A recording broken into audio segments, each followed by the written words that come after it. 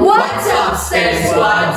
Ika nga nila in life, stress is a given and growth is optional. What if stress na stress ka na to the point na hindi mo na alam ang gagawin? Don't worry! Life is full of unexpected moments and experiences that happen even when you're focused on other things like goals in life or sa future mo. But remember to be present and be appreciative on what's happening now instead of focusing on the future.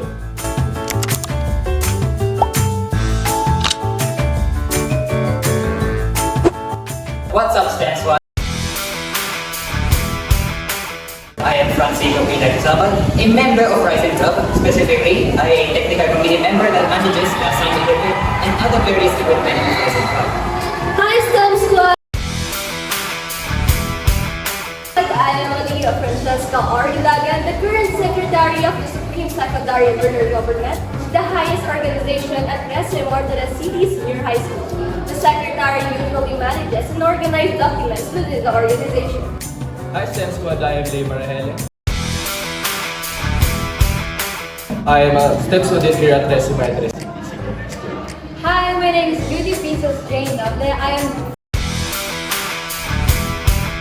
from the Victors, the head of mobile journalist, and I am the student publication of the SM Martinez City Senior High School. So, it's your boy Kel, John David Ezequiel Recalde, apparently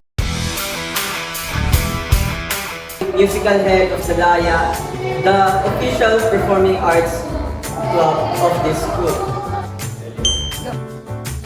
So bilang Rising Club na member at technical committee, minsan ako ay na-assign sa mga events katulad ng flag ceremony o kaya organization events katulad ng sa Econo Market ng Sipnayan.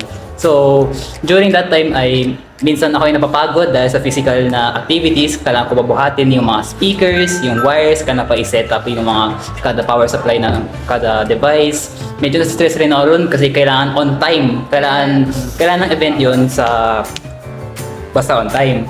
At sa dulo rin naman ay na-excuse rin ako sa mga class activities kaya nami-miss ko rin yun at nakalimutan ko sila. So bale, nakahatak yung grade ko dahil doon.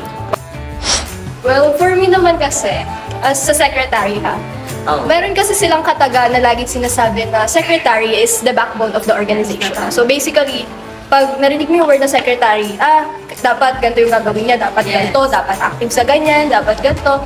And syempre, kung wala namang project proposal, hindi ma-establish ang event ni SSLD. O during events naman, kung walang tabulation or score sheet, paano na yung results, certificates, and everything. And after the event naman, hindi mawawala yung accomplishment report. Kasi yun yung pinaka-importanting document ng isang organization. Kasi baliwala lahat ng efforts ng isang organization kung walang accomplishment reports. And syempre, minsan ako, nahihirapan ako kasi siguro sa isang week, binababaan ako siguro ng mga 2 or 3 documents na kailangan gawin. And syempre, may mga time na nagpupuyat ako because of that. And minsan, sinasabayan pa ng activities, research, and everything.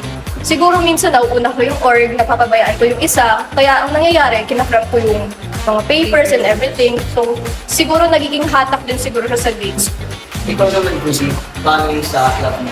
Sa amin naman, kasi yun nga, gaya ng intro kaganina, student publication. So, isa yun sa parang mahalaga, sa pinaka-importante sa isang school. Siyempre, kami yung parang pinagkakatiwalaan ng mga estudyante tungkol sa mga balita, kami parang chinecheck kung tama ba yung ganito, ganyan. So, kami naman, pag may event, kunyari may event sa kailangan namin sulatan ng article yung nangyaring event na yun para mapatunayan na nangyari yung mismong event na yun sa ganitong araw.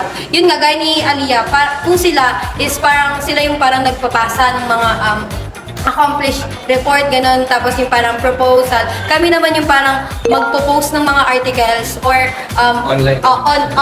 more on online kami para mas accessible sa lahat. Ganun sa inyo naman.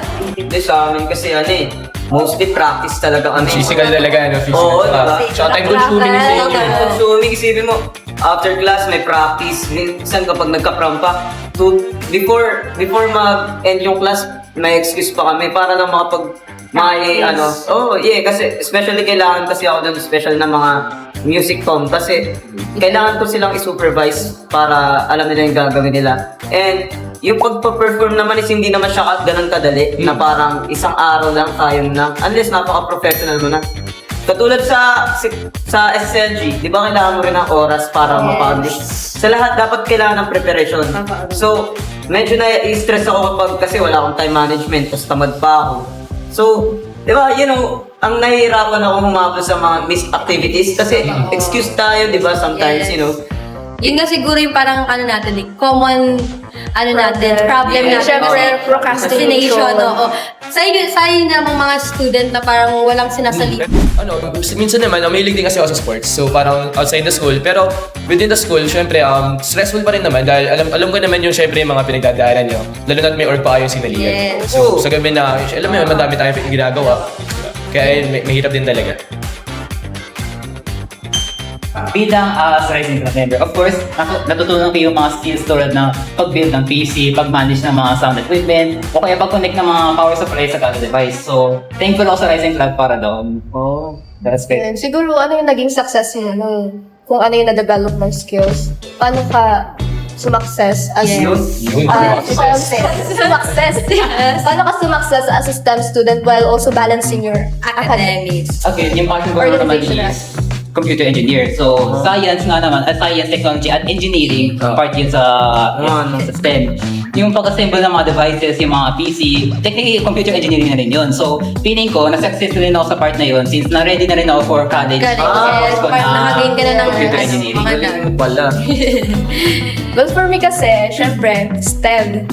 Science, Technology, Engineering, and Mathematics. And nakapaloob dun syempre yung course ko na Bachelor of Science in Pharmacy. And as a officer ng isang organization, natutunan ko talaga yung time management and organizational skills na talagang nagamit ko even no work immersion. Talagang nagamit ko siya. Syempre, in the med field, kailangan talaga organize ka kasi possible na may mawala na documents or like mga papeles na kailangan sa clinic. And syempre, as a STEM student, nagamit ko rin siya, yung skill na yun, nagamit ko rin siya sa pagmamanage ng mga activities. And siguro, dun ko nasabi na sumakses ako. Kasi parang naging consistent ako sa ginagawa ko and nagiging consistent din yung routine ko. Kaya na-attain ko kung ano man yung dapat kong, yung goal ko for this whole school year. And syempre, lagi kong tinatatak sa sarili ko na discipline is equals to survival. Ay na talaga. Nasabi kong success ko this senior high school is sa atin lahat siguro mas mahaba yung pahinga ko. Yun talaga Mas mahaba yung pahinga. Hindi, joke lang. So, nag-gain naman, dami naman ako nag-gain, lalo na sa knowledge and syempre sa skills, sa immersion, sa nung na-deploy tayo sa kanya dati. Layo na ng pag-deploy na. Grabe yun. Sabi naman sa The Victors, syempre kami, student publication, ang unang parang maisip mo dyan, fact. Diba? Totoo. So, yun yung parang, yun yung unang parang sigurong pinakaunang nalaman ko sa pagiging isang journalist. Kailangan mong piliin yung mga bagay na mga factual information. Yun, tapos STEM student pa, more on research. So, kailangan, di ba? Pasok talaga. So, more on research. So, kailangan, totoo yung mga dapat nakalagay doon. And, nagamit ko rin yun sa, sa pag-deploy ko as, sa NetPack, so engineering. So, nagamit ko rin yun kasi nag-encode kami. So, kami ng mga, fact na document. So, kailangan bawal magkamali. Kasi nga, pag nagkamali ka, magkakaroon talaga ng parang error talaga sa system. Ganun sa amin. Sa amin kasi di ba katulad namin ni Aliyah na officers, doon sa clubs na orgs na sinalihan namin, nag-gain kami ng leadership skills. Though hindi ko man nag-gain yung time management skills, pero natutunan kong mag-work as a team. Yes. Kasi sa org naman, hindi ka naman mag-isa eh. Yes. Madami kang members at saka makakasalamuha. So, you need to learn kung paano makipagsalamuha sa iba't ibang tao. Kailangan makisama, mag-adjust sa ibang environment. Ganun. So, and sa leadership, yun. Kaya yun yung success na masasabi kong success. Yes. Wow! Kayo! Paano kayo sumakses? Comment down below. Once again, this is STEM Talks.